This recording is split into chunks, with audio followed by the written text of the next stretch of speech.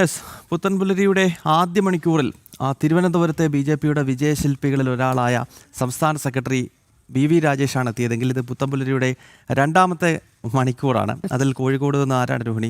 നവ്യ ഹരിദാസാണ്. കോഴിക്കോട് BJPയുടെ വിജയത്തിൽ വലിയ തോതിൽ ചുക്കാൻ പിടിച്ചിട്ടുള്ള ഒരു യുവമുഖമാണ് BJPയുടെ. പ്രത്യേകിച്ച് വയനാട് ലോക്സഭാ തെരഞ്ഞെടുപ്പിൽ രാഹുലിനെതിരെ മത്സരിക്കുന്ന ഘട്ടത്തിലും കഴിഞ്ഞ നിയമസഭാ തെരഞ്ഞെടുപ്പിൽ കോഴിക്കോട് മണ്ഡലത്തിൽ മത്സരിക്കുമ്പോഴുമൊക്കെ സംസ്ഥാന തലത്തിലും ദേശീയ തലത്തിലുമൊക്കെ ശ്രദ്ധ പിടിച്ചു പറ്റിയ നവ്യ മഹിളാ മോർച്ചയുടെ സംസ്ഥാന അധ്യക്ഷ കൂടിയാണ്. ഞങ്ങളുടെ കോഴിക്കോട് പ്രതിനിധി രമ്യ ദാസാണ് നവ്യയ്ക്കൊപ്പം ചേരുന്നത്. രമ്യ, ചോദിക്കൂ നവ്യയോട്.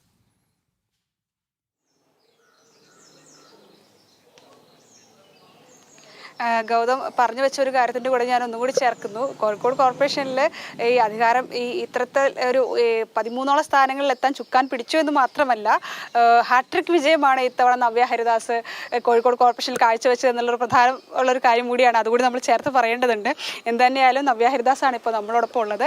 ഇത്തരത്തിലുള്ള കോഴിക്കോട് കോർപ്പറേഷനിൽ എങ്ങനെയായിരുന്നു ഈ പ്രചരണ രീതികൾ, അതുപോലെ തന്നെ എങ്ങനെയാണ് ഈ ഒരു ഹാട്രിക് വിജയം നേടാൻ കഴിഞ്ഞത് ഉൾപ്പെടെയുള്ള വിശേഷങ്ങളെല്ലാം പങ്കുവയ്ക്കും. എങ്ങനെ തോന്നുന്നു ഈ നിമിഷത്തിൽ ഇപ്പോൾ? വളരെ സന്തോഷം തോന്നുന്നുണ്ട്. ജനഹൃദയങ്ങൾ ഇന്ന് BJPക്കൊപ്പമാണ് എന്നുള്ളതിന്റെ തെളിവാണ് നമ്മുടെ ഇത്തവണത്തെ കോർപ്പറേഷൻ ഇലക്ഷന്റെ റിസൾട്ട്. BJP അപ്രതീക്ഷിതമായിട്ട് പല മേഖലകളിലേക്കും ഉയരാൻ നമുക്ക് സാധിച്ചിട്ടുണ്ട്. എടുത്തു പറയേണ്ട ചില വാർഡുകളുണ്ട്. UDFന്റെ മേയർ സ്ഥാനാർത്ഥിയായിരുന്ന ശ്രീ PM നിയാസിനെ പരാജയപ്പെടുത്തിയത് NDAയുടെ ഹരീഷാണ്. അതോടൊപ്പം തന്നെ കാലങ്ങളായിട്ട് LDFന്റെ മേയർ സ്ഥാനാർത്ഥികളെ വിജയിപ്പിച്ച് നമ്മുടെ ആ അധികാര കസേരയിൽ ഇരുത്തുന്ന പൊറ്റമൽ വാർഡ് ഇത്തവണ BJPയുടെ റിനീഷ് പിടിച്ചെടുത്തിരിക്കുകയാണ്. അതുപോലെ തന്നെ നഗരഹൃദയം മാവൂർ റോഡ്, പുതിയറ, കുതിരവട്ടം, കാരപ്പറമ്പ്, ചാലപ്പുറം തുടങ്ങി നഗരഹൃദയം മുഴുവൻ ഇന്ന് BJPയുടെ ഉള്ളം കയ്യിലാണ് എന്നുള്ളത് വളരെ അഭിമാനത്തോടെയാണ് ഞങ്ങൾ ഇന്ന് അതിനെ നോക്കിക്കാണുന്നത്. അതിലെടുത്തു പറയേണ്ട ഒരു വാർഡ് കൂടിയാണ് ബേപ്പൂർ. കാരണം ബേപ്പൂരും ഇടത് കോട്ടയായിരുന്നു. ആ ഇടത് കോട്ട പിടിച്ചെടുക്കാൻ BJPക്ക് കഴിഞ്ഞു എന്നുള്ളതാണ് വലിയൊരു നേട്ടം. അതുപോലെ തന്നെ എങ്ങനെയൊക്കെയായിരുന്നു ഇത്തരത്തിൽ ഈ ഒരു അവസ്ഥ, ഈ ഒരു മികച്ച വിജയത്തിലേക്ക് എത്താൻ സാധിച്ചത്? കാരപ്പറമ്പ് വാർഡിനെ സംബന്ധിച്ചിടത്തോളം മുൻപ് ഉണ്ടായിരുന്ന വാർഡല്ല. കഴിഞ്ഞ 2 ടേമിൽ എങ്ങനെയായിരുന്നു ഉണ്ടായിരുന്നത് അതിൻ്റെ ഘടന പൂർണ്ണമായി മാറ്റി. ആ വോട്ടർമാരെ മുഴുവനും മാറ്റി മറ്റ് പല വാർഡുകളിൽ നിന്നും ആളുകളെ കൂട്ടിച്ചേർത്തു. വോട്ടിൻ്റെ ശതമാനം 6000 വോട്ടർമാരായിരുന്നെങ്കിൽ അത് 4000ത്തിലേക്ക് ചുരുക്കി. അങ്ങനെ പലതരത്തിലും ഈ ഭരണപക്ഷത്തിരിക്കുന്ന ആളുകൾ കാരപ്പറമ്പ് വാർഡിനെ പിടിച്ചെടുക്കാനുള്ള എല്ലാ ശ്രമങ്ങളും നടത്തിയിരുന്നു. പക്ഷെ അതിനെയൊക്കെ ആ ചാലഞ്ചസിനെയൊക്കെ ഓവർകം ചെയ്തുകൊണ്ടാണ് കാരപ്പറമ്പ് വാർഡ് നിലനിർത്തിയത്. നമ്മൾ അവിടെ നടപ്പിലാക്കിയതെല്ലാം വികസന പ്രവർത്തനങ്ങൾ മാത്രമാണ്. അവിടെ രാഷ്ട്രീയമായിട്ടോ മറ്റ് ജാതി മത വ്യത്യാസങ്ങൾക്കൊക്കെ അതീതമായിട്ടുള്ള പ്രവർത്തനം കഴിഞ്ഞ 10 വർഷക്കാലം കാരപ്പറമ്പ് കാഴ്ചവെക്കാൻ സാധിച്ചത് കൊണ്ട് തന്നെയാണ് ഇന്ന് അവിടെയും ചക്കവരത്തുകുളം പോലെയുള്ള മറ്റു വാർഡുകളും നമ്മുടെ ഒപ്പം തന്നെ നിന്നുകൊണ്ട് മികച്ച ഭൂരിപക്ഷത്തിൽ തന്നെ ഇത്തവണയും വിജയിച്ചെടുക്കാൻ സാധിച്ചിട്ടുള്ളതും. ഇപ്പോൾ ഭരണവിരുദ്ധ വികാരം, ഒരു ഇടത് വിരുദ്ധ വികാരം ഉണ്ടായിരുന്നു എന്നുള്ളത് നമുക്ക് ഉറപ്പിക്കാൻ കഴിയും. അതോടൊപ്പം തന്നെ ആയിരുന്നു ഈ വാർഡ് വിഭജനം എന്നുള്ളൊരു വലിയൊരു ഇഷ്യൂ നിലനിരുന്നു. കാരണം ഇപ്പോൾ കാരപ്പറമ്പ് വാർഡാവട്ടെ മറ്റുള്ള വാർഡുകളൊക്കെ എടുത്തു നോക്കുകയാണെങ്കിൽ, കാരണം അത്തരത്തിലാണ് ഈ വാർഡ് വിഭജനം നടത്തിയത് വലിയ തരത്തിലുള്ള ഒരു ആരോപണം അന്ന് തന്നെ BJP ഉന്നയിച്ചതാണ്. അപ്പോൾ ഇതൊരു വലിയ തരത്തിലൊരു പ്രതിസന്ധി ആയിരുന്നു ഇത്തവണ.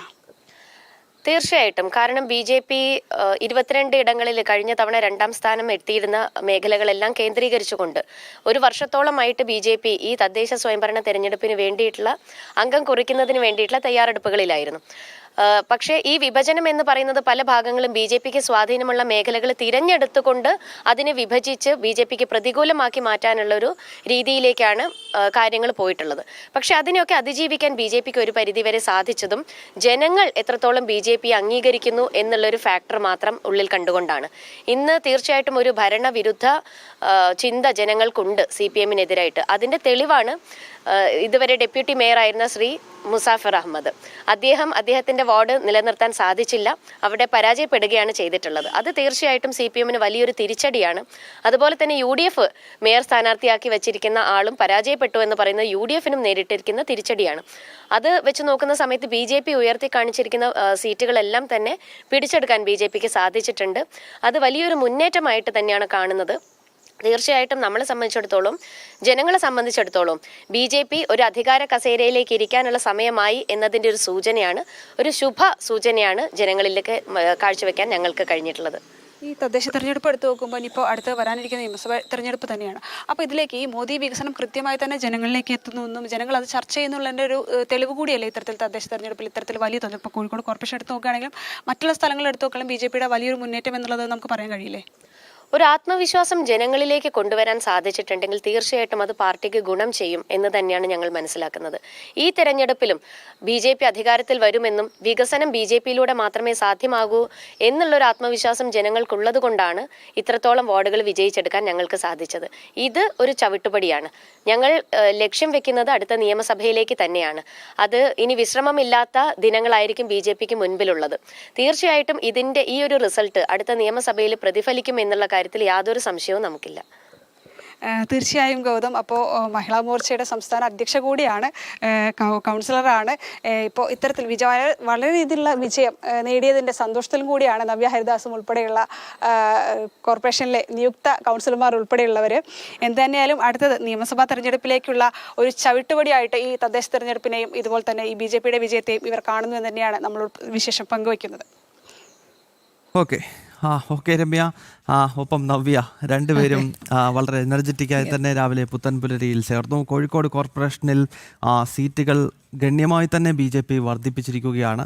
ഒപ്പം വടക്കൻ കേരളത്തിൽ നടന്നിട്ടുള്ള പ്രവർത്തനങ്ങൾ നവ്യയെ സംബന്ധിച്ചിടത്തോളം നേരത്തെ സൂചിപ്പിച്ചതുപോലെ ഹാട്രിക് വിജയം നേടുകയാണ്. അതും ആ വാർഡിൽ നവ്യയെ പരാജയപ്പെടുത്താൻ ഇരു മുന്നണികളും ചേർന്ന് ചില നീക്കങ്ങളൊക്കെ നടത്തിയിരുന്നു. വാർഡ് വിഭജനം BJPക്ക് അവിടെ തിരിച്ചടിയായിരുന്നു. അപ്പോൾ അതിനെല്ലാം അതിജീവിച്ചുകൊണ്ട് സാധാരണ ജനങ്ങളുടെ പിന്തുണയുണ്ടെങ്കിൽ ഈ ക്രോസ് വോട്ടിനെയും അതിജീവിക്കാം എന്ന കൃത്യമായ സന്ദേശമാണ് നവ്യ ഹരിദാസിന്റെ വിജയം നൽകുന്നത്.